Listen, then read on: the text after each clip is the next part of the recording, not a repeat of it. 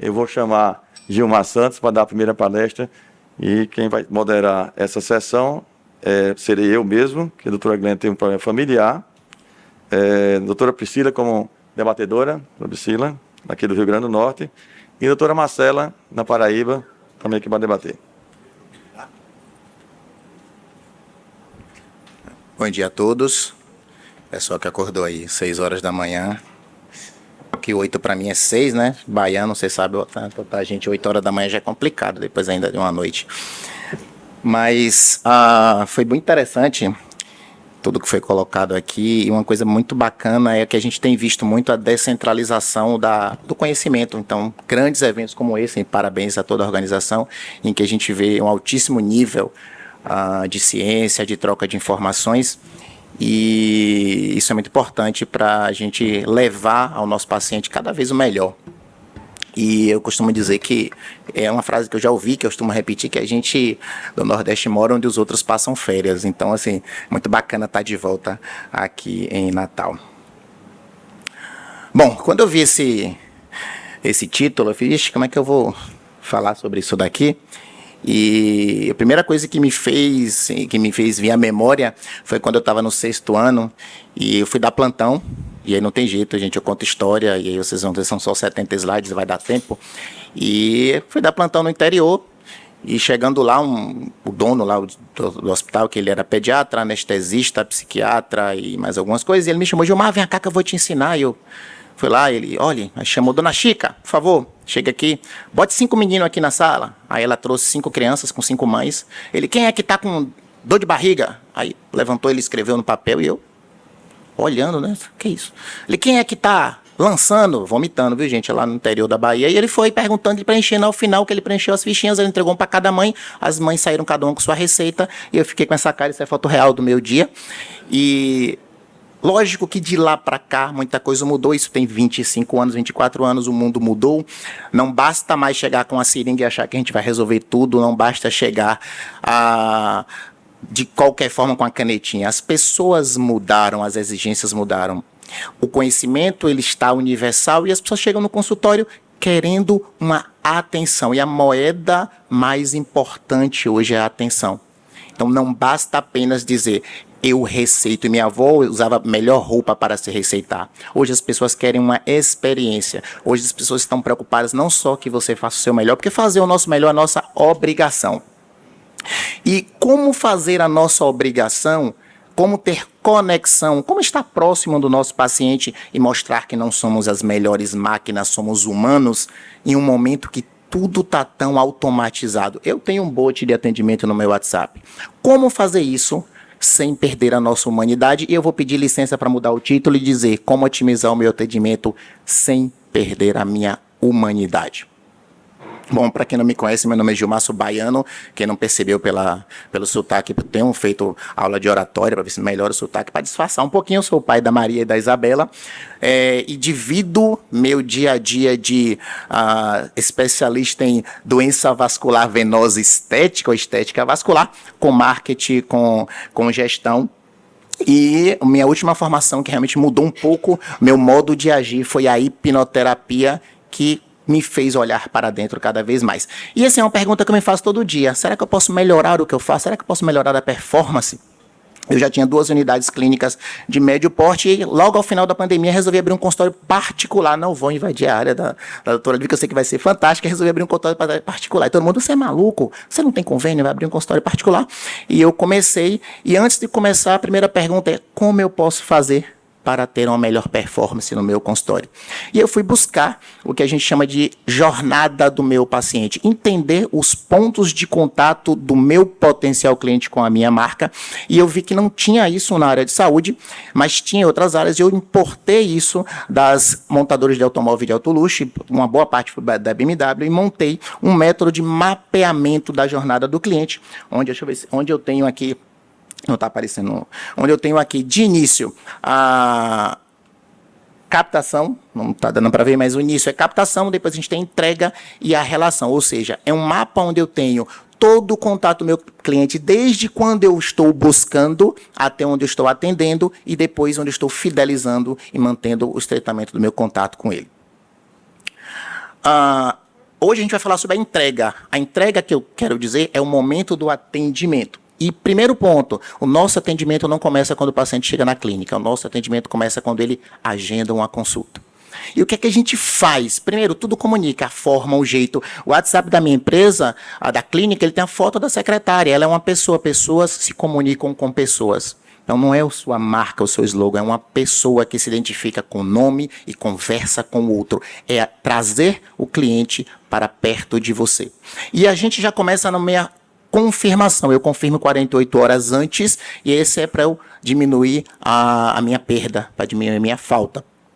E aí, com 24 horas, o que eu fiz? Eu fui validando. 48 horas eu confirmava e eu via que muita gente faltava mesmo assim.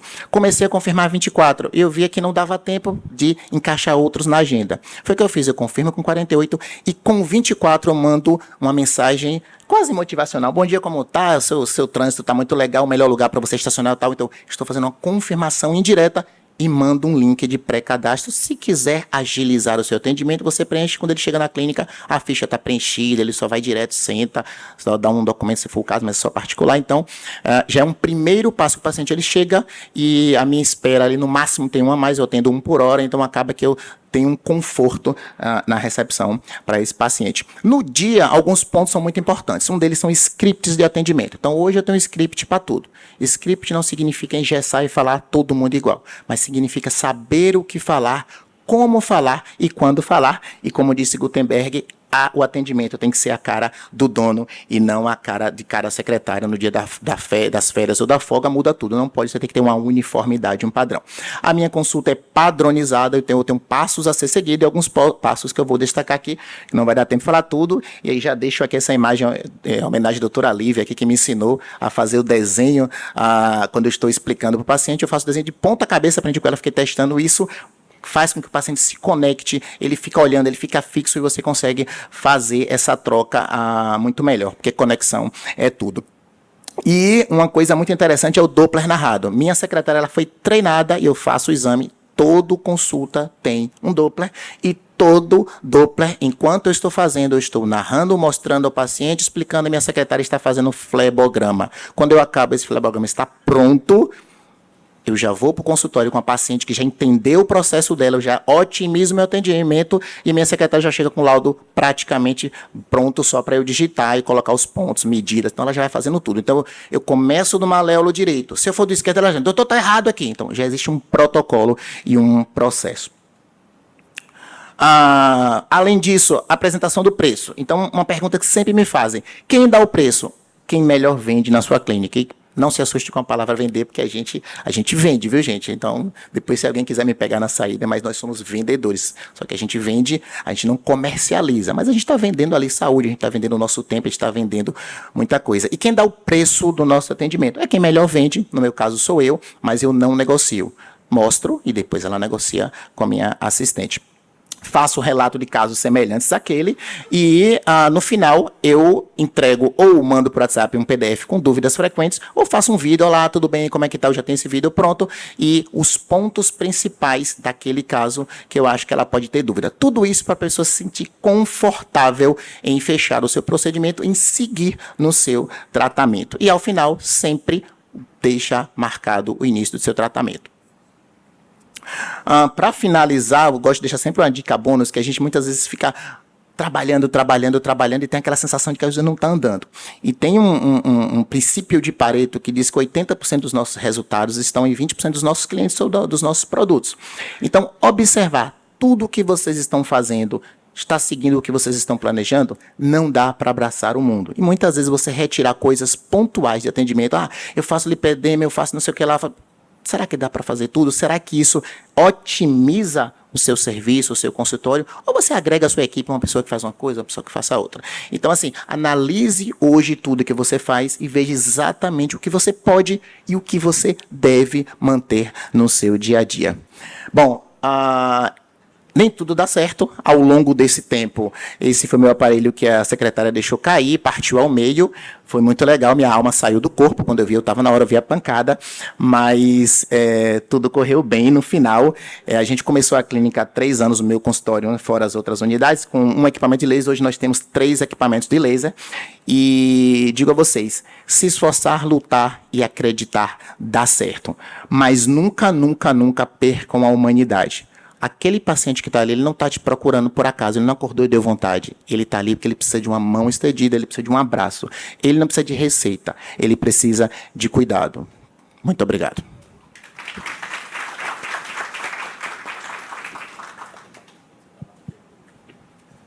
Obrigado, Gilmar. 9 minutos e 52 segundos. Isso é só um recadinho para quem vai dar as próximas aulas, tá? Bom, vamos dar prosseguimento à nossa sessão. Chamar Luiz Henrique. Eu já disse quais são as qualificações dele. E estou aqui atrasado aqui. Redes sociais, como eu impulsiono minha carreira. Obrigado, Luiz, por ter aceito nosso convite. Há cerca de 7, 8 meses atrás, em mentoria particular com um médico, profissional como vocês aqui presentes, ele me relatava a cronologia do tempo para o médico de 30, 40 anos atrás até o médico da atualidade. Dizia ele que no início um diploma era apresentado ao médico, na sequência o famoso carimbo do médico, depois a residência, depois as provas de título, e isso ele ia colocando ano a ano. As provas de título, os mestrados, os doutorados, e hoje, quando o acadêmico se forma, para além de tudo isso, ele recebe um aparelho de celular na mão. Um celular na mão e a possibilidade de falar para o mundo, porque não basta ser bom, é preciso parecer. Não basta parecer bom. E isso vem através das redes sociais. Eu sou Luiz Henrique, eu sou professor de oratória, eu tive a honra de ter em sala de aula Dr. Gutenberg como aluno, doutora Cris, que não está por aqui ainda, mas eu soube que estava aqui ontem, porque ela já publicou na rede social dela. E para mim é um prazer, uma honra imensa as doutoras que estão aqui com a gente hoje. Turma, deve ser por isso que o Conselho Federal de Medicina, há cerca de 1 mês e pouco, entendeu que é preciso mudar as coisas. Que as senhoras e os senhores, e me permitam, eu vou caminhar aqui pelo palco, podem mostrar um pouco do seu dia a dia, podem mostrar o antes e depois. As coisas mudaram muito e resoluções como essa, certamente, para os mais experientes aqui, eram inimagináveis anos atrás. Para mim, os pilares, para você que pretende ingressar no digital, estão aqui. O primeiro deles é, de fato, comunicar-se bem, ter uma boa oratória. O segundo é entender um mínimo de marketing digital. O terceiro é ter um social media ou um profissional que seja responsável junto por você, porque você não vai dar conta do social, das redes sociais. O terceiro ponto é ter disciplina e agenda, e o último é repetir. Repetir porque o seu segundo vídeo ficará melhor que o primeiro e assim sucessivamente. Tudo isso faz parte de um novo posicionamento. E eu sei, porque vejo daqui, tem várias gerações de médicos diante de mim. Para os mais velhos, talvez um maior desafio, mas o mundo mudou e a forma de se comunicar também. Eu tenho 30 anos de experiência com comunicação e, percebam, só no último mês de fevereiro foi que eu, de fato, profissionalizei a minha rede social e os resultados estão aqui. Ó. Eu tinha, antes do meu posicionamento, post sem estratégias, grande espaço de tempo entre as postagens, engajamento baixo. Depois, trabalhando de maneira profissional, porque essa ferramenta exige profissionalismo, eu passei a ter uma linha editorial criada, um aumento de percepção do valor do profissional, novos clientes alcançados, e nos últimos 30 dias, os números, nos últimos 3 meses, nos últimos 6 meses, as coisas mudaram. Certamente você, profissional médico que está diante de mim agora, diz, mas eu mando bem numa teleconsulta, eu mando bem também no 1 a 1, eu sei falar, eu me posiciono bem, mas você encanta. E a propósito, doutor Gilmar, o senhor deu um show. Parabéns. Eu fiquei encantado com o storytelling e com a história, porque eu fiquei imaginando as 5 crianças, todas em processo. Como é que se diz o vômito lá no interior da Bahia? Lançar. Perfeito, maravilha, parabéns. Mas você faz isso de maneira encantadora? Você engaja o seu paciente? E é exatamente aí que a gente trabalha lá na Vox. Nós somos uma escola de oratória que está presente no mercado brasileiro há quase 10 anos. E aqui no Estado, já conseguimos impactar a vida de tanta gente, inclusive alguns ex-alunos que estão aqui, né, Aline, tudo bem? Alguns ex-alunos que estão presentes. E eu queria só propor uma dinâmica muito simples para os senhores. Peguem os seus celulares, por favor. Por gentileza, peguem seus celulares, lancem ele na mão e coloquem em vídeo selfie, por favor. Uma dinâmica simples. sobre, por favor, celular na mão, por gentileza, no vídeo, selfie. A gente vai fazer uma dinâmica extremamente simples, porque uma das coisas que o seu paciente mais diz é: o médico olhou no meu olho. E na hora que eu tenho um celular na mão e quero me posicionar, vamos entender uma sutil diferença. Por gentileza, vocês vão gravar 2 vídeos, e vai ficar um barulho danado, mas vai ser super simples. No primeiro dos vídeos, você vai se posicionar em 90 graus aqui, ó, no vídeo, coloca aqui na frente. Quando eu estiver gravando, você fala: olá, tudo bem? Eu estou aqui no encontro de Angiologia e Cirurgia Vascular da Paraíba do Rio Grande do Norte. Só isso. Só que o primeiro vídeo, você vai ter que olhar para a tela do celular. Você não olha para a câmera. Nessa hora tem gente que às vezes nem sabe que tem uma câmera frontal aqui. Mas olhe só para a tela. Olhe como se fosse um espelho. Olhe só para a tela. Quando eu estiver gravando, o texto é seu, fique à vontade. Bom dia, eu estou aqui no Hotel Ceres, no encontro de Angiologia no Rio Grande do Norte da Paraíba, está sendo incrível. Pronto, qualquer texto, mas por favor grave, porque eu quero que você reveja depois. Vamos lá? 3, prepara. Todo mundo um celular na mão, como diria um amigo meu aqui de Natal, e um desejo do coração. Bora lá? 3, 2, 1, gravando, vai!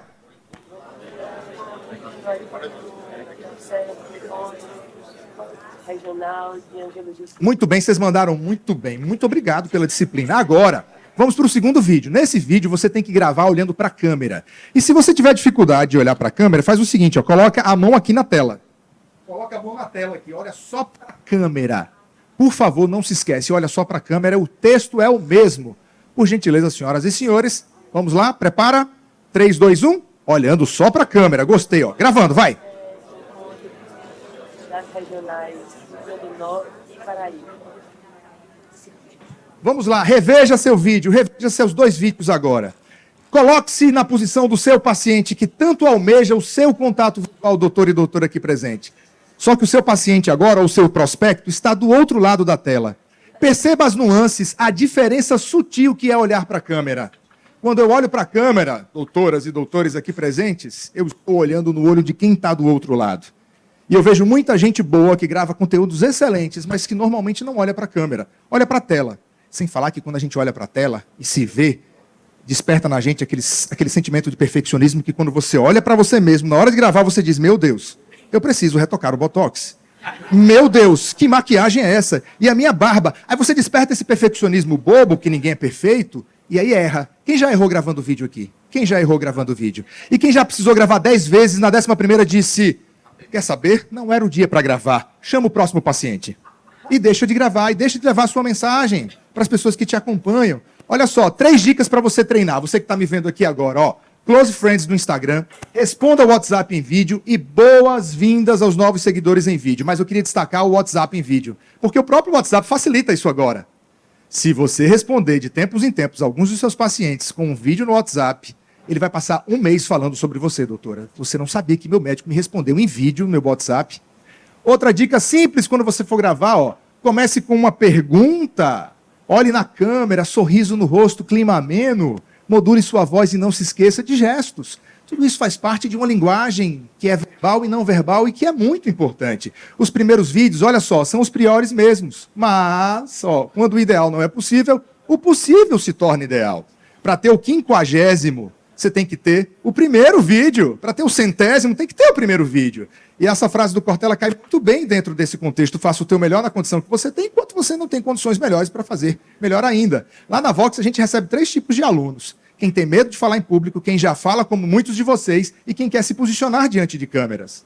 Nesse contexto, a gente se pergunta por que as pessoas estão buscando tanto comunicação oratória? Porque nem a faculdade, e muito menos a escola, nos posicionou para isso. E é impressionante. E diante desse quadro, existem 5 pilares importantíssimos para você desenvolver a sua habilidade de comunicação. O primeiro é técnica, o segundo é autoconhecimento, o terceiro é prática e exposição, e o quarto é o feedback individual, além da repetição necessária para que você possa desenvolver as suas habilidades. Tem muitas soluções de mercado, e eu quero apresentar rapidamente para vocês o nosso curso prático, que é a Academia de Oratória. Na verdade, na Vox, a gente tem uma série de soluções. Soluções online, soluções de curtíssima duração, soluções particulares e soluções em grupo. A solução que o Dr. Gutenberg participou foi exatamente essa em grupo, ficou com a gente lá há alguns meses e foi aluno da turma de número 1 da Vox. A gente já vai na turma de número 85. São várias... Nós temos um curso que é absolutamente prático, que leva você ao palco de 3 a 5 vezes por aula. A sua performance é gravada, você vai ganhando familiaridade com a câmera, enfim. E as nossas turmas, são muitas as nossas turmas, a turma do Dr. Gutenberg foi o discurso do rei, porque nossas turmas têm nome. e ele estava lá na nossa primeira turma. E o nosso público, a gente fez um censo ano passado, quando completamos 1.000 matrículas, e, pasmem, 235 médicos até dezembro do ano passado. Os médicos aqui, sobretudo do Rio Grande do Norte, entenderam a necessidade de se posicionar de uma forma diferente. Já falavam em público, já eram professores, já eram dirigentes associativistas, como o próprio doutor Gutenberg, está lá a sua foto, doutor Gutenberg. A doutora Cristina vem logo abaixo ali, os nossos queridos cirurgiões vasculares que participaram com a gente lá. Nós somos uma escola que está presente, que já treinou tantas empresas em nível nacional e local. Temos 2, 3 escolas no Rio Grande do Norte. Vamos abrir a turma da Paraíba aqui presente em breve em Campina Grande. E temos um arcabouço teórico-científico todo baseado em neurociência, PNL e também na psicologia positiva. Ao final do dia, o que a gente quer do nosso aluno é isso aqui, ó, que ele fale de maneira assertiva, que ele capte e prenda a atenção do público. E esses são os nossos pilares que nós trabalhamos em sala de aula. O que nós queremos do nosso aluno é que ele tenha um cinto de utilidades públicas para colocar em todos os momentos, sejam os mais difíceis, os mais fáceis, que ele tenha a flexibilidade de lidar com todo e qualquer ambiente. E, por fim, claro, eu não deixaria de passar por aqui e dizer o seguinte: se você tem algum interesse, se você quer mudar a capacidade de se comunicar, esse QR Code, ele te leva para alguém que vai tirar a tua dúvida. Eu sei que aqui tem pessoas fora do Rio Grande do Norte, fora da Paraíba, mas nós temos soluções de fim de semana, soluções de 1 dia, de 2 dias, soluções particulares para você que está me vendo agora. Então, se você tem algum interesse em levar a sua comunicação para um outro nível, pega teu celular agora, por gentileza, e aponta para esse QR Code que nós vamos tirar a sua dúvida. Para nós, o sentido da vida é evoluir. E, por fim, senhoras e senhores, doutor Gutenberg, mais uma vez, muito obrigado. E não basta ser bom, você é preciso parecer ser bom. Não adianta você ser uma moeda de ouro dentro de um baú no fundo do mar. Essa moeda precisa vir à tona. O melhor produto só será percebido na prateleira quando ele for comunicado. Muito obrigado pela atenção de vocês e um excepcional evento daqui para frente.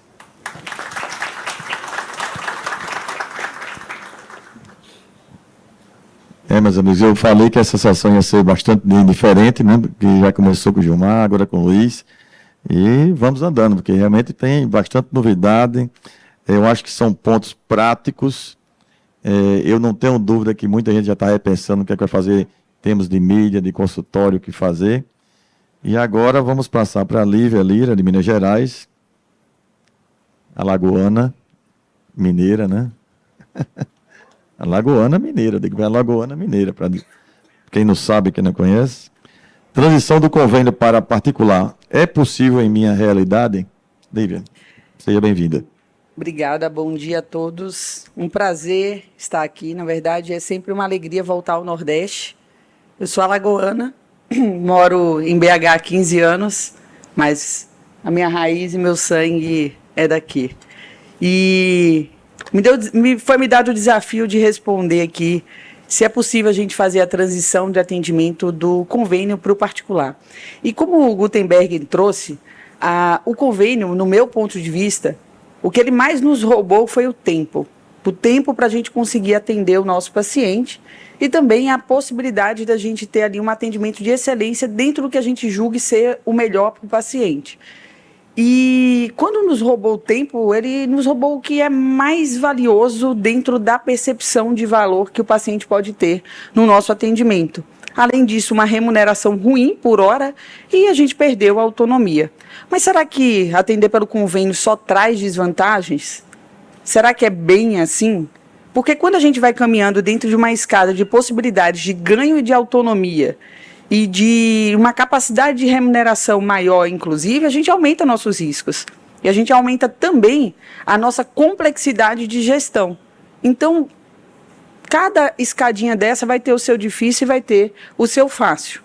E dentro de uma lógica da gente criar uma roda que gire de uma maneira eficaz para nos trazer uma boa satisfação para o paciente e para a gente ter ali uma roda de pacientes que nos indicam, todo mundo aqui sabe, o melhor paciente que existe é aquele que chega indicado e pronto.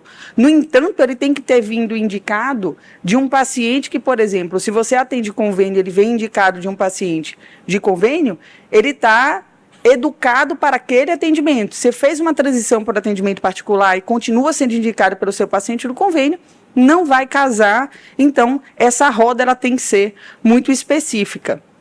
Mas o esforço para a gente conseguir um paciente-alvo na nossa frente, o que a gente chama de custo de aquisição de cliente, é muito alto. Não é um esforço simplesmente financeiro, de energia, de posicionamento, para que sente na sua frente o paciente que esteja disposto a pagar. Então, a gente vai ter que fazer investimentos online de estruturação de website, de tráfego, de investimento de imagem e posicionamento online, posicionamento em redes sociais, que toma muito tempo também. Além disso, investimentos offline. A jornada do paciente, como o Gilmar muito bem trouxe, de equipe, estrutura, competência técnica, tecnologias disponíveis, construção de autoridade e uma jornada de satisfação, como eu falei anteriormente. Então, quando a gente pensa no mundo com diversos pacientes de diferentes perfis, esses são pessoas que ainda não, muitas vezes não nos conhecem, a gente tem que fazer um esforço muito grande para colocar aquele paciente na roda, né? E quanto mais no topo desse funil aqui, que tem uma ampulheta, na verdade, que é um funil, e em seguida o paciente que não tinha nenhuma consciência, ele vai entrando em uma jornada de decisão e ele entra na sua roda, uma vez que ele senta na sua frente, essa jornada foi muito difícil. Então, levar esse paciente para satisfação dentro do atendimento vai ser fundamental. E o paciente do convênio, muitas vezes, tem uma facilidade muito grande de te ver posicionado na rede social, liga, agenda, não tem compromisso com você, e vai lá de curioso, é fácil, e sentar na sua frente, um médico muito bem informado, e muitas vezes é o paciente que não está pronto para conversão, para tomada de decisão de fazer um tratamento. Então, muitas vezes, a gente acaba lidando com um balde furado quando a gente faz um atendimento por convênio, porque a taxa de conversão pode ser baixa, e você tem que se perguntar, e aqui é muito individual, quanto você está satisfeito com o que consegue cobrar? Se você se sente valorizado hoje dentro do seu atendimento, se você pega a sua agenda, olha a agenda cheia, e olha o nome dos pacientes, você tem aquela, nossa, não é possível, aqueles 4 pacientes de manhã, cara, está errado, está errado. Quando tem um equilíbrio entre o que a gente cobra e o que a gente vai oferecer, o que a pessoa vem buscar, a gente está satisfeito. Não estou dizendo que está satisfeito todos os dias, mas na maioria dos dias você vai estar satisfeito. Então, assim, quanto que você está também disposto a trabalhar em volumes de hora, porque a gente vende hora e nossa hora é limitada, tá?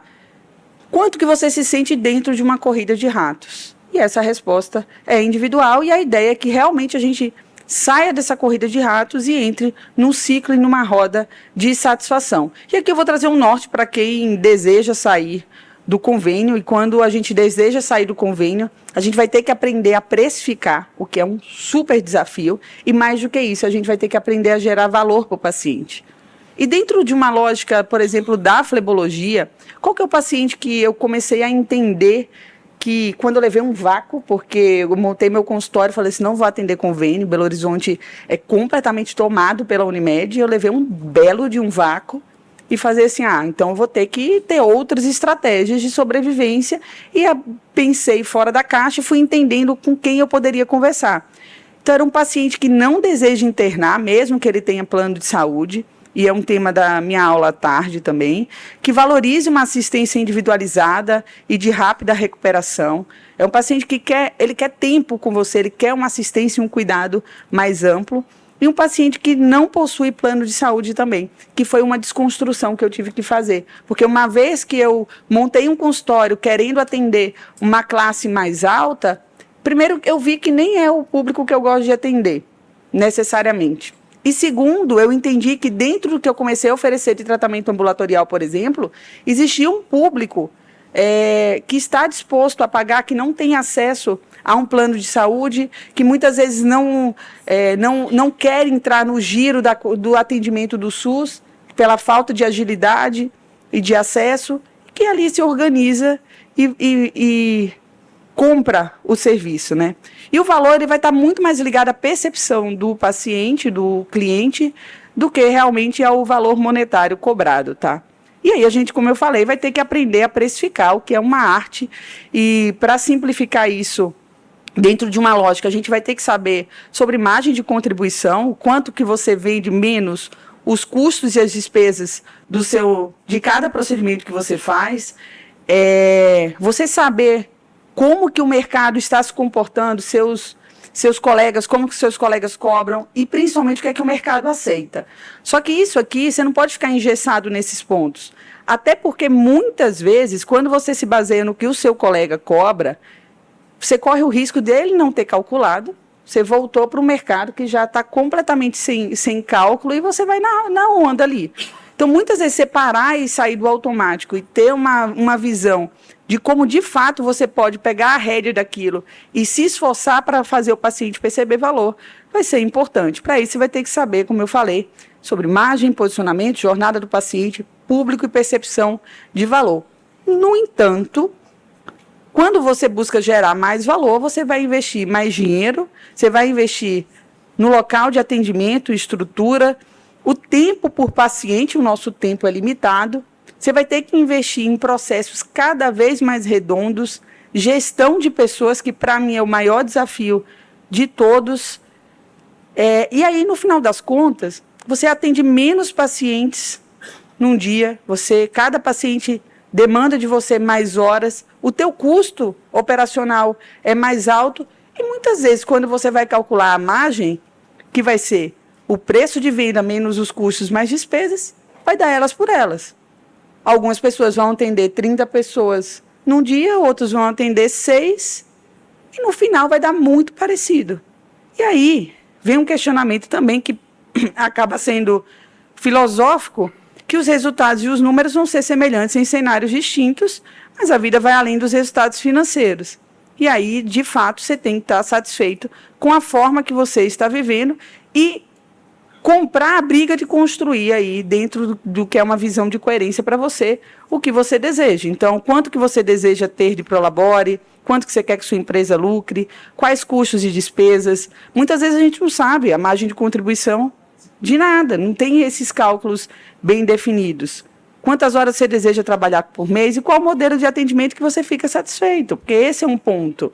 Porque público vai ter distinto, vai ter gente que quer um atendimento mais rápido, quer passar a carteirinha, não quer pagar consulta, mas pagaria um procedimento. Enfim, você tem que entender onde que você está, qual a sua praça também.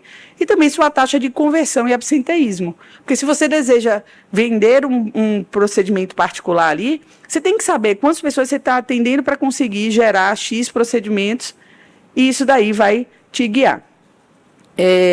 Também, quanto que você está disposto a gastar energia para fazer o paciente perceber valor? Não só energia, como dinheiro também. E quanto você está disposto a se fazer entender para o paciente que se conecta com você, com o que você oferece. Porque as soluções e as demandas são distintas. E muitas vezes eu tenho uma solução que é o que o paciente quer, mas que tem paciente que fala, não, tudo bem eu ir para o hospital e ir pelo convênio, para mim é mais prático, para mim não tem problema de não ter repouso, já estou acabando. Então, a gente tem que parar, olhar, escutar. Mas eu escutei um dia desse, eu li, na verdade, num grupo de WhatsApp, alguém questionando sobre procedimentos ambulatoriais, e um colega falou assim, é simples, cancela o convênio e atende particular. Muito simples. Aí o rapaz do cartaz veio dizer para vocês que é mentira. Não é nada simples. E sua roda tem que estar girando. Você não pode parar a roda e simplesmente dizer, hoje eu só atendo particular. Não. Vai ter que ir trocando a engrenagem, as peças com o avião rodando. Então, a gente tem que ser estratégico. E ser estratégico, tem um projeto de educação que chama Fleb Academy, e dentro de uma visão de flebologia 360 graus, são muitas peças que precisam se encaixar. E não é nada fácil. Quando alguém me procura, fala assim, eu quero um novo posicionamento, quero precificar, primeira coisa, não vai acontecer do dia para a noite. As coisas levam tempo, tem que ter paciência, tem coisa que vai dar errada até dar certo para essa roda girar. E quanto maior a gente entrega tecnicamente, mais capacidade de engajar, converter e gerar satisfação para os nossos pacientes. E para ser sólido e sustentável, não tem como ser rápido. É demorado mesmo. E não tem como você estar começando uma curva de aprendizado atendendo um volume gigantesco de paciente e achar que vai ser igual quem está. Eu há 10 anos atrás e eu hoje. Não é a mesma coisa, é impossível ser. Mas é possível a gente fazer a captação inicial pelo convênio, que eu vou deixar algumas dicas finais, já estou terminando, Gutenberg. Você tem que saber qual a taxa de conversão, os pacientes que você atende, quem vira procedimento, quem não vira procedimento, em quanto tempo esses pacientes costumam fazer essa conversão para você acompanhar e ter um follow-up desses pacientes. A taxa de absenteísmo por convênio também, então ter esses dados separados. Então aqui, quem quiser printar e quem deseja sair do convênio, é isso aqui. Você tem que listar todos os convênios. E para cada um desses convênios você tem que determinar qual paga melhor, qual tem melhor logística e menor burocracia, qual dá possibilidade de reembolso, quais têm as melhores taxas de conversão e menores taxas de absenteísmo. E tem um ponto muito importante. É muito mais fácil o paciente assinar uma guia, a gente levar para o hospital, o que não deveria ir para o hospital. Então, que a gente se posicione como tem que se posicionar, de não levar para o hospital um caso que deveria ser tratado no consultório, que é um caso estético de microvasos. A curto prazo, assinar uma guia é mais fácil, mas a gente vai construir um castelo de areia para todos nós. Então, que a gente se posicione como a gente tem que se posicionar. Seja fiel à sua excelência. E, para terminar, quando sair 100% do convênio, regra de Pareto, como o Gilmar trouxe, quando corresponder a 20% do seu faturamento, isso não precisa ser global, você pode ir fazendo um a um e ir tirando aos poucos, pode ser dividido em locais distintos de atendimento, um atende particular, o outro atende convênio, e às vezes não vai valer a pena sair. Às vezes é um convênio que você vai entender que dá uma alta taxa de conversão, que gira a sua roda, que você tem uma boa relação e que, para captar aquele mesmo paciente, seria um esforço enorme. Então, assim, a vaidade muitas vezes tem que ser deixada de lado para que a coisa rode da melhor forma possível. Então, e por fim, eu sugiro que os tratamentos sejam feitos por ciclo, que sejam definidos objetivos claros de um atendimento por ciclos de atendimento e não por sessão, que isso aí vai aumentar a capacidade de percepção de valor do paciente. É o que eu faço todos os dias na clínica, dentro de uma metodologia de atendimento focado no paciente. Muito obrigada. Vou finalizar, senão o Gutenberg vai ficar chateado comigo. E à tarde tem mais 2 aulas que a gente vai conversar um pouco mais sobre isso. Obrigado, Lívia. Passou 2 minutos, eu deixei dessa vez. Hein? Vamos chamar Marcelo Ferraz. E, como a gente sabe, assim, a parte financeira está sendo muito bem falada em como ganhar o dinheiro, mas também a gente tem que saber como não perder o dinheiro, porque você ganha, às vezes perde. Eu acho que essa é uma aula bastante interessante. O que posso fazer para reduzir minha carga tributária? É um desafio grande, viu, Marcelo? Seja bem-vindo e obrigado por aceitar. Bom dia a todos. Gutenberg, muito obrigado por toda a oportunidade. Quando estava no caminho para Natal, estava no voo, estava pensando, poxa, será que vai ter alguém assistindo tributação no sábado de manhã? E a minha primeira ideia foi, eu vou pagar uma cerveja para quem vinha aqui comparecer. Ainda bem que eu não fiz. Bom, meu nome é Marcelo, sou natural de Recife, Pernambuco, torcedor do esporte, mas hoje moro em São Paulo há um pouco mais de 6 anos. Fui ingressar minha carreira profissional no INSPER, onde sou pós-graduado em Direito Tributário. Me formei depois em Contabilidade na FIPECAF, que é o braço da USP. Logo após, comecei um mestrado na disciplina de Direito Tributário também na USP, e hoje faço um pouco na USP e um pouco na PUC. Bom, o que posso fazer para reduzir a carga tributária? Eu começaria já pensando o que eu posso fazer para perder menos, porque vamos perder e não há dúvidas disso. E vem um outro questionamento. Por que falar de tributação? Bom, uma recente pesquisa aqui da FENACOM mostra que o contencioso tributário corresponde a 5,4 trilhões de reais. O que é o contencioso tributário? Nada mais, nada menos do que a briga. Aquele contribuinte que está brigando com o fisco, com o governo, seja de um tributo que ele recolheu indevidamente e quer ter de volta, seja daquela cobrança que o fisco faz de forma nada pouco agradável ao contribuinte. Então, 5,4 trilhões de reais, isso é só de briga tributária. Somente briga, não é arrecadação. Isso corresponde a 75% do nosso PIB nacional. Vocês verem um pouco da relevância. Hoje, que não é surpresa para ninguém, uma pesquisa da OCDE mostra que a carga tributária média das empresas é de 33,5%. Ou seja, 1/3 do que vocês faturam vai ao fisco, às empresas de modo geral. Vocês têm um sócio que só faz retirada e vocês não sabem, e ninguém olha para isso. Não é só o que se gasta com tributo, mas também o que se fazer para não ser incomodado pelo fisco. Recente pesquisa também mostra que quase 2.000 horas só para cumprir com declarações tributárias. Que declarações são essas? Não é só emitir a nota fiscal, pelo contrário, nós temos mais de 20 obrigações que temos que cumpri-las todos os meses. Senão, teremos severas penalidades de até 70% do tributo devido. Ou seja, é algo de extrema relevância. Bom, por que falar de tributação, então? Falar de tributação significa dizer que tem muito dinheiro na mesa e vocês não se atentam a isso. Talvez vocês paguem mais tributos do que recebam de prolabore. Há uma possibilidade disso acontecer. E essa é uma frase que escutamos muito lá na USP, quando fala que nada é mais certo nesse mundo do que a morte e os impostos. Como falei, vocês vão pagar tributos. A grande discussão é como eu pagar menos. E aí, vamos já engrenar um pouco mais para a principal pergunta. Tá, e como eu posso reduzir a minha carga tributária?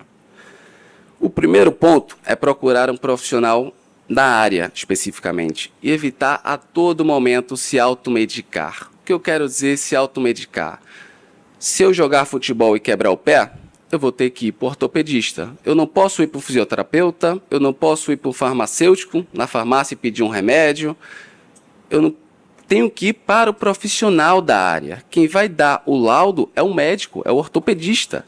E olha que eu já tentei fazer isso, mas por estar em família de médicos, eu terminei indo ao médico. Um outro ponto que é crucial é evitar misturar contas pessoais com contas da empresa. Isso é muito comum, mas isso pode lhe dar um prejuízo enorme. Inclusive, você fazendo isso, você pode até botar o seu patrimônio pessoal em jogo e em risco. É uma conta da empresa? Paga-se pela empresa. É uma conta pessoal? Paga-se pessoal.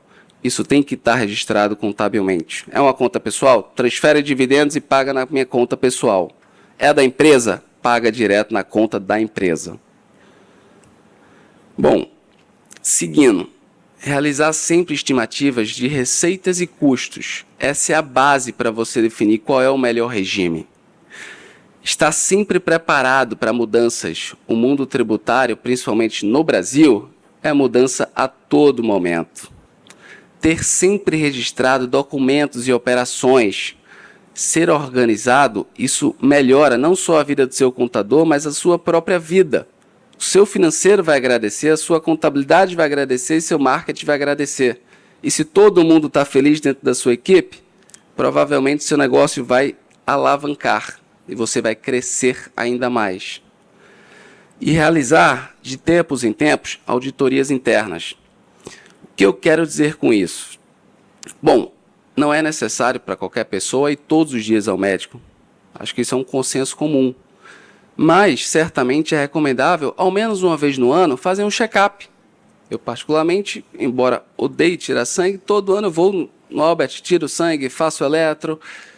Minha mãe nem sabe, mas todo ano eu costumo cuidar da saúde. Isso é algo recomendável fazer. Também porque no escritório é sempre recomendável. Na parte tributária, a mesma coisa. É sempre bom, uma vez por ano, você ter um cuidado com a sua contabilidade, com a sua tributação. Projetar para o próximo ano um planejamento. E isso só é possível através de auditorias internas. Então, bom, quando se fala em tributação, você tem no Brasil hoje 3 grandes regimes, que são os principais. O Simples Nacional, lucro presumido e lucro real. Todo contador, eu falo isso porque eu sou contador, ele vai sempre recomendar o primeiro, Simples Nacional. E por um simples motivo. A chance de ele errar aqui nesse regime é mínima. Então, é muito mais fácil e muito melhor para o contador quando você adere ao Simples Nacional. É uma única guia para todos os tributos. é menos obrigações acessórias, ele vai ter menos tempo, a fisco não vai questioná-lo, então você não vai receber cobranças, e se você não vai receber cobranças, na sua cabeça estará tudo certo. Geralmente não é assim. E geralmente no meio médico, o Simples Nacional costuma não ser o melhor regime. Às vezes, quando você extrapola e é um pouco mais diligente, ele até recomenda o lucro presumido. Às vezes faz sentido. Agora, esse último, que é do lucro real, que é o mais complexo, que demanda muitas obrigações, ele jamais vai recomendar. Jamais mesmo. Por quê? Porque expõe o contador ao risco do cumprimento das obrigações. Lembra no início, quando a gente começou a falar de horas, quase 2.000 horas para cumprir com as obrigações acessórias? É exatamente nesse último regime, onde estão as grandes empresas. Tá, mas se ele é tão complexo, por que eu vou querer esse regime? Pensa no primeiro ano, que eu estou começando, eu estou investindo, então eu estou comprando um consultório, uma clínica, eu estou comprando máquina. É natural de eu ter nesse primeiro ano um prejuízo, até porque eu estou investindo, eu estou comprando máquina. Se eu disser que, se você tiver um prejuízo no primeiro ano, você não vai pagar R$1 de imposto de renda e contribuição social do lucro. R$1 você não vai pagar, porque você tem prejuízo. Mas, novamente, nenhum contador vai lhe falar isso, porque ele vai estar extremamente exposto ao risco. Esse é o principal ponto. Para você definir qual é o melhor regime tributário, você tem que ter sempre em mente quanto eu vou ter de custos, quanto vale a minha folha, quanto eu vou ter de receita e qual é a forma que eu opero, qual é as atividades que eu exerço, qual é o tipo de sociedade que eu escolhi para exercer o meu negócio. Essas são as perguntas principais para definir. E aqui, entrando já para o final, antes que o Gutenberg cobre, vamos aos exemplos, que eu quero mostrar na ponta do lápis o porquê o Simples Nacional geralmente não é. No meio médico, vocês têm duas opções basicamente de escolhas. Uma, a primeira tabela, que você vê um pouco mais gravosa, e tem a outra, que é um pouco mais benéfica. Qual é a diferença de uma para outra? Na primeira, ele olha para a minha folha de pagamento, ou seja, quando eu tenho um valor de folha que é inferior a 28%, e na outra eu tenho um valor superior. Em termos práticos, se eu tenho R$100 mil de faturamento, e esse faturamento aqui é anual, eu tenho que ter de folha um valor acima de 28 mil para ficar nessa segunda tabela, que é a mais vantajosa. É, exatamente, segunda. Então, eu estando nessa segunda tabela, é muito melhor em termos de tributação. Agora, eu tenho que ter um gasto de 28% da minha receita com folha. E folha, eu falo CLT. Aquele médico que é remunerado por meio de uma PJ, isso não é folha. Isso é gasto, isso é custo. Folha é CLT, é aquela pessoa que você emprega e assina a carteira de trabalho. Isso é folha. Então, você ter 1/3 de tudo aquilo que você recebe com CLT, isso provavelmente vai impedir o seu negócio ou vai impedir o seu lucro. Então, essa segunda tabela, quase ninguém fica. Então, geralmente, o médico ele está nessa primeira, em que, se ele faturar até 180 mil anual, ele recolhe 15,5%. Essa é a alíquota mais baixa. Se for de 180 a 360, 18%. Tá. E se eu prestar um consultório médico e for optante do lucro presumido, quanto é que eu vou gastar? 14,5%. Ou seja, aqui, se eu estiver na alíquota mais baixa, ainda assim eu estou pagando mais. Aqui a sua tributação média é 14,5%. E se eu mudar para o simples, novamente, para um rendimento de até 350 mil, eu vou pagar 18%. Tá, e se eu quiser uma clínica médica? Sua tributação vai para 8,73%.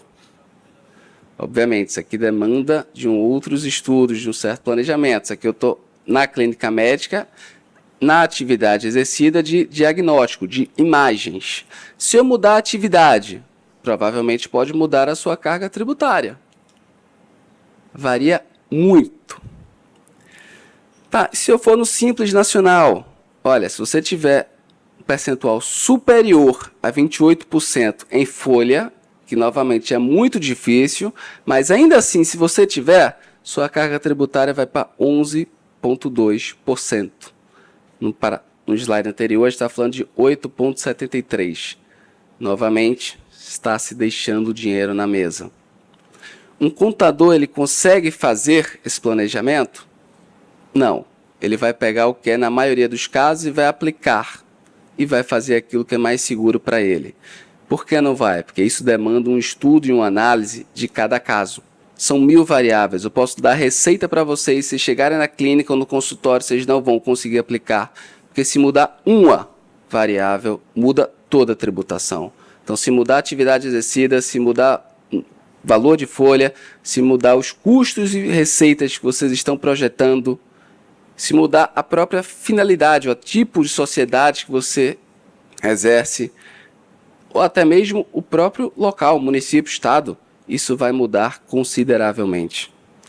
Basicamente, com essas premissas que eu termino aqui, agradeço mais uma vez a todos presentes. Bem? Obrigado, Marcelo. Vamos passar para a próxima aula, que será Gestão de Política Pública, a Arte do Convencimento. Valéria Morgado. Valéria?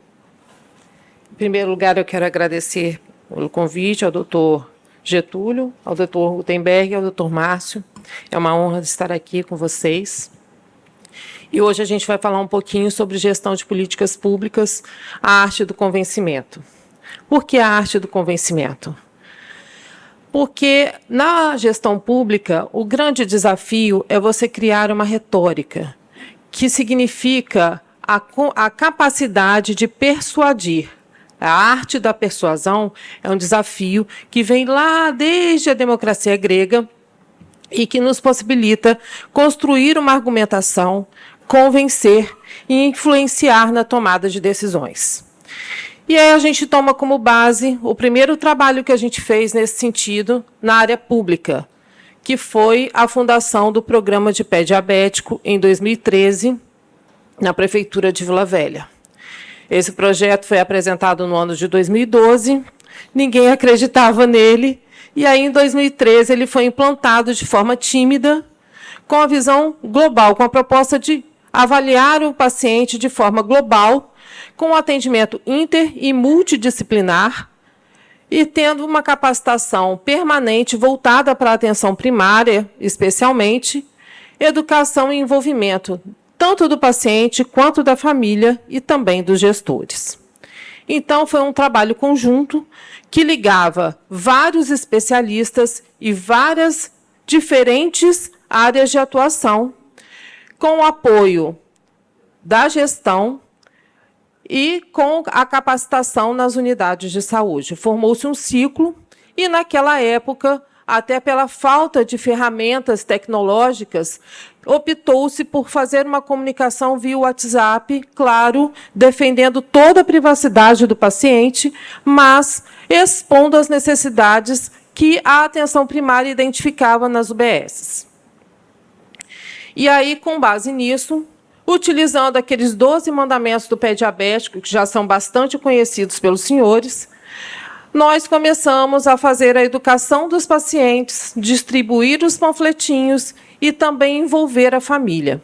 Sabemos que, muitas vezes, os pacientes que têm uma úlcera vascular ou uma ferida decorrente do pé diabético, né, uma complicação, esses pacientes apresentam um ingrediente psicológico muito alto e são pacientes que, de modo geral, são de uma condição financeira, econômico-financeira, muito inferior. E aí o quadro demonstra as capacitações que foram feitas em todas as unidades de saúde rotineiramente.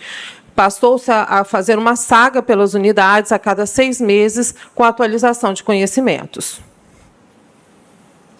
E aí criou-se um grupo de WhatsApp, onde o gestor, a coordenação do serviço e a atenção primária estavam diretamente conectados. Então, quando um paciente apresentava uma condição de urgência, também ia-se para a regulação, mas comunicava-se ao gestor. Olha, temos uma condição, o paciente pode perder o pé, e o que a gente vai fazer? E aí, nesse grupo, os especialistas indicavam qual era o caminho a ser seguido. Isso encurtava tempo e, por consequência, custo. Bem, então foi estabelecido o fluxo do PROPER, com processos que incluíam o diagnóstico precoce, os alinhamentos dos projetos, das ações e a cultura de processos. Respeitar uma cultura de processos para todos os pacientes, ou seja, padronizar esses processos.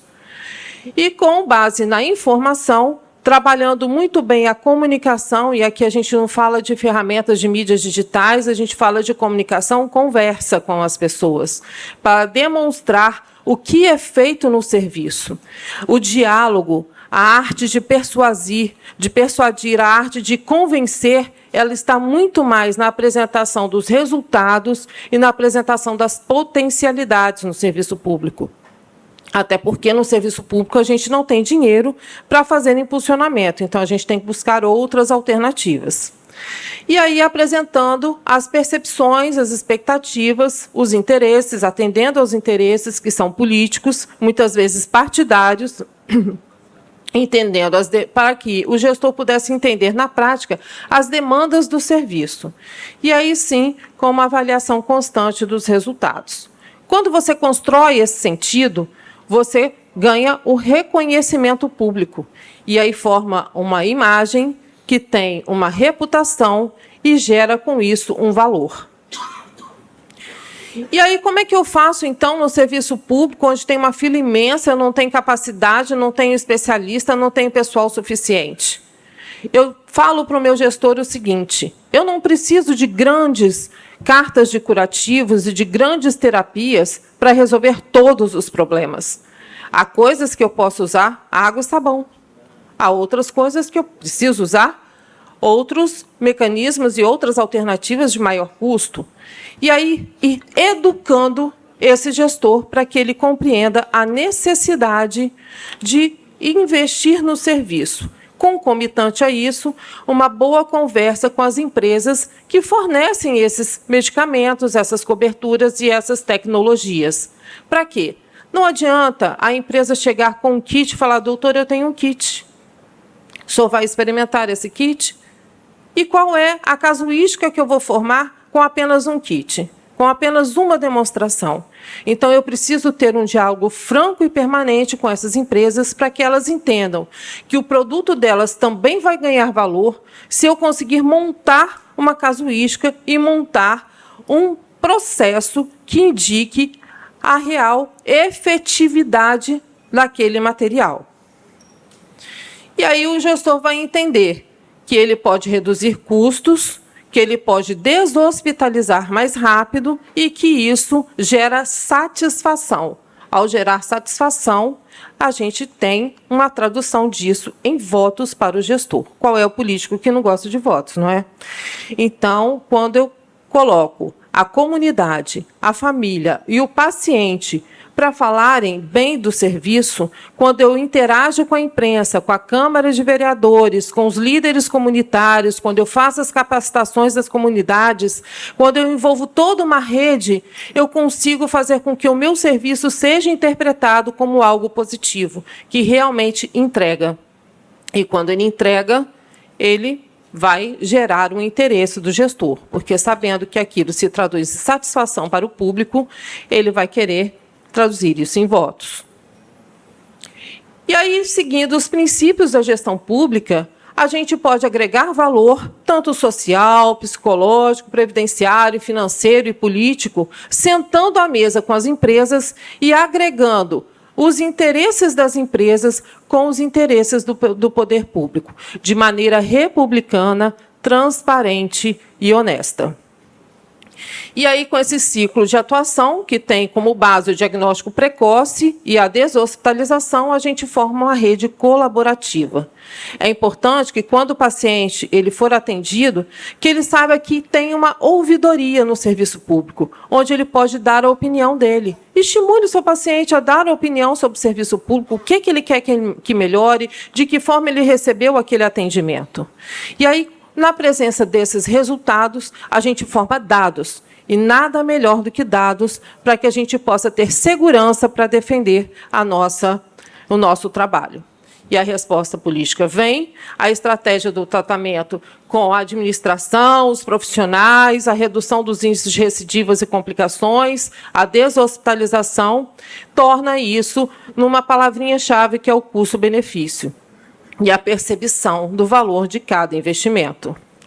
Então, com isso, o Propé conseguiu ir na contramão do país, sendo um dos serviços que mais reduziu o índice de amputações, tanto de níveis de amputação quanto de quantidade de amputações no Brasil. E aí chamou a atenção do Estado.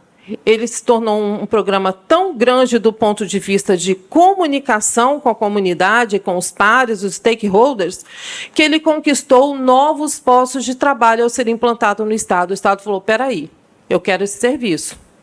Vamos implantar? E aí ele foi implantado no maior hospital de urgência e emergência do Espírito Santo, o EUI, que hoje é uma referência e já fundou um centro de pesquisa em medicina regenerativa. E em breve nós teremos outras novidades, né? Quem sabe aí estamos trabalhando no serviço de residência, e aí estabelecem-se novos processos.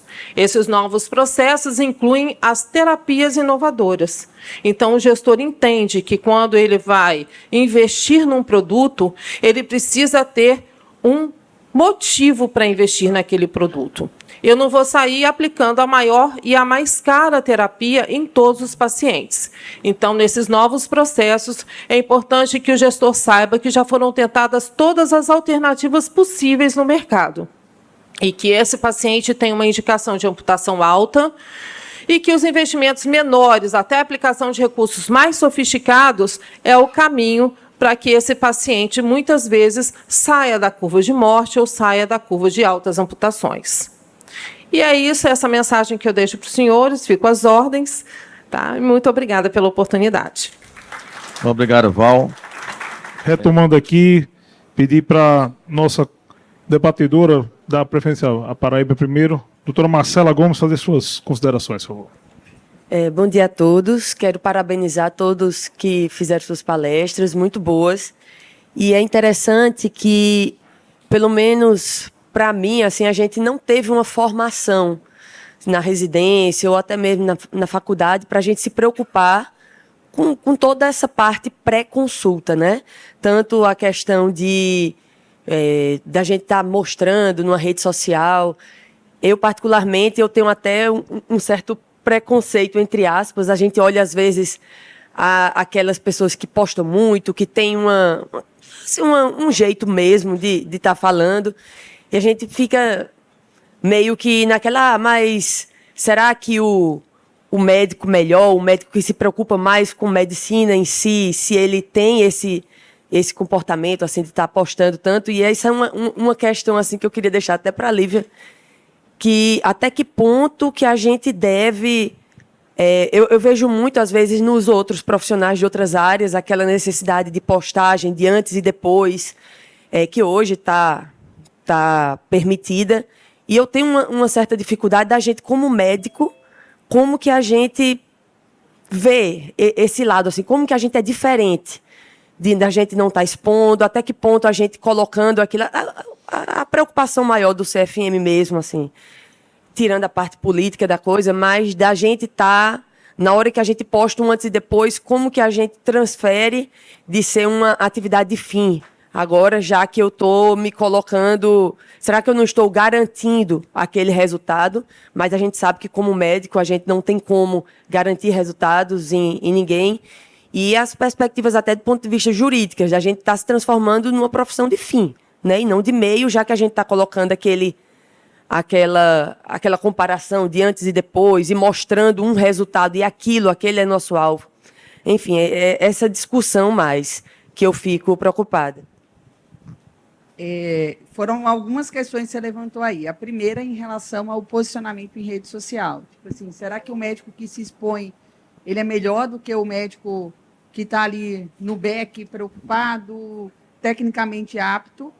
Eu acho que são coisas distintas e complementares. A gente tem a obrigação de ser bom, e por sermos bons, eu penso que a gente tem a obrigação de se mostrar e de, nas redes sociais, se posicionar para espalhar uma informação de qualidade.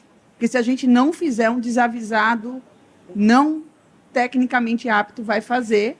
Eu acho que até por uma questão de prestar um serviço à população, a gente trazer ali informações de qualidade. Obviamente, isso vai ter um limite ético, um limite moral e um limite de coerência com quem você é. A forma como você vai expor esse conteúdo tem que ter muita personalidade, muita naturalidade dentro do que você gostaria de fazer. Mas eu julgo que é impossível hoje, especialmente se você não quiser estar dentro de uma carteira de convênio que vai te trazer os pacientes, você não se posicionar. Em relação ao antes e depois, não foi bem assim completamente liberado.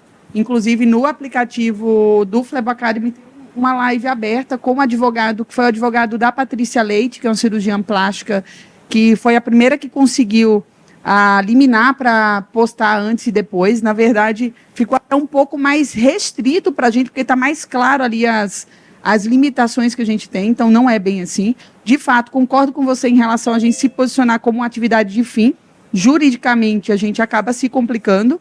Então, inclusive, eu tenho o termo flebologia estética é algo que eu não utilizo, eu utilizo flebologia moderna, mas mesmo na metodologia de planejamento, eu falava muito sobre ataque estético, primeira etapa estética. Hoje eu falo de microvasos, eu tirei esse termo do meu dia a dia por isso também, tá?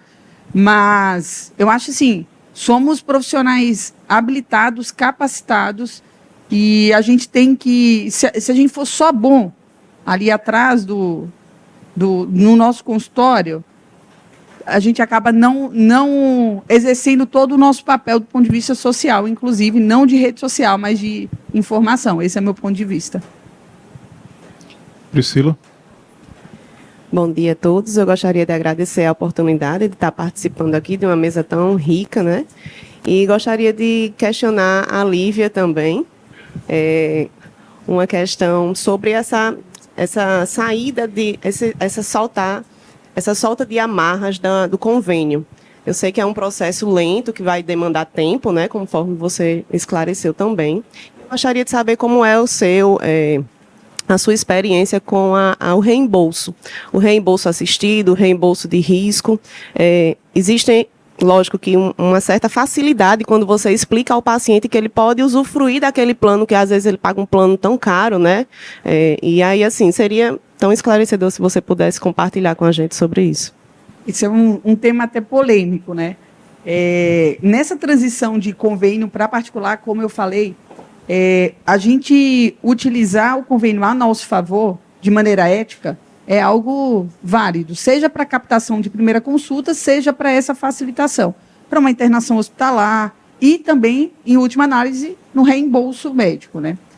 E quando eu terminei a residência, que eu montei o consultório, que eu levei um vácuo, que eu tive que ter estratégias de nova captação de paciente, eu utilizei o reembolso, especialmente porque eu comecei a atender em São Paulo, que tem uma cultura muito forte de reembolso médico, né? E na época, eu aprendi a fazer reembolso de risco. Então, como que acontecia? O paciente ligava, vou dar um exemplo aqui de uma seguradora mais conhecida. Atende Bradesco? Atendemos por reembolso. Como que funciona? Não, você vem para consulta, você vai assinar um documento e você vai receber o valor da sua consulta ou do exame que seja na sua conta e você assinou uma nota promissória. A gente emitia a nota fiscal de maneira antecipada e corria o risco do paciente pagar ou não. Então, era como se a gente tirasse o convênio ali do meio do caminho, da mesma forma como a gente assina uma guia de consulta, você tem um risco de glosa, você teria um risco de calote. Então, você assumia esse risco. E nisso, a gente emitia muitas vezes um documento de prévia de reembolso para exames e o valor que o convênio dizia que pagava era o valor que era emitida ali, a nota fiscal, e era feito o valor a partir dos dados do contrato do paciente. Em tese, semelhante a se você atende uma Unimed, não sei se aqui chama da mesma forma, mas tipo Unifácil, Uniparte, você também tem valores distintos de remuneração. Então, a lógica era mais ou menos essa. Aí eu comecei a me questionar, mas como que eu determino o valor do meu trabalho a partir do contrato do convênio que não tem nada a ver comigo? Se a pessoa contratou um convênio bom, um convênio ruim, isso não é problema meu. E aí eu entrei em conflito ético, na verdade, nesse momento. E aí foi que eu falei assim, não, eu tenho que saber qual o valor do meu trabalho e eu que lute para fazer o paciente perceber valor. E que eu use o reembolso como uma ferramenta para, de maneira ética, moral, correta, devolver ao paciente o que é dele por direito. Então, resumidamente, como que eu faço? O paciente vem para a consulta, atende convênio. Se a senhora tiver uma seguradora, todas as notas fiscais e relatórios são emitidos, e, a depender do seu contrato, você pode ter um reembolso parcial ou total. Ou seja, hoje eu faço uma assistência a reembolso, na consulta, no exame, em procedimentos cirúrgicos. Então, o paciente que chega na consulta, ele sai com a nota fiscal da consulta e ele faz todo o trâmite de reembolso dele. Se ele faz um Doppler, ele sai com o pedido, com o laudo, com a nota fiscal, e ele vai dar entrada no pedido de reembolso dele. Se ele faz um procedimento cirúrgico ambulatorial, ele sai com as notas fiscais. E aí, o ponto é você fazer um relatório de acordo com o que o convênio quer. Foi tanta treta nesse meio de caminho que eu recebi tanto relatório de negativa que eu fui aprendendo tudo que eles querem receber e aí eu faço já um relatório super completo, sabe? E as notas fiscais com descrição de todos os códigos, destrinchar os códigos para que o paciente receba tudo que é de direito dele, não mais e não menos. Então, a gente facilitar que ele receba. Obviamente, se você faz um procedimento de R$10.000 e você recebe um reembolso de 6, e você fica feliz, e você tem um colega que também tem o mesmo plano de saúde, ele vai falar para o outro, vai lá, eu recebi mais da metade de reembolso. Tá? Então, eu uso hoje dessa forma e é bem possível. Bem, eu acho que adiantado da hora podemos encerrar, agradecendo demais aos palestrantes e às nossas debatedoras.